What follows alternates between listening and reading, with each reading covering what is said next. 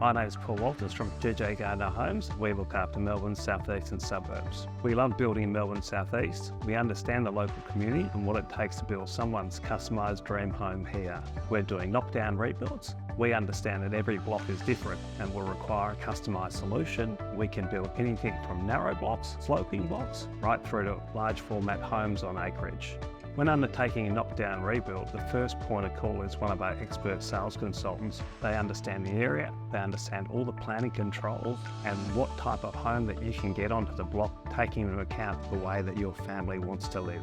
I love working with new customers on the design of their new home. We talk to our customers daily throughout the design process. We are very flexible with our customers on making changes. Everything's on the table, and this can be anything from ceiling heights through to the use of inclusion, fixtures and finishes. As we get into construction, we'll be talking to our customers on a weekly basis, providing them with regular updates on how the new build is progressing. We get to site quickly and we build in the time frame that we say we're going to, with a very high quality outcome.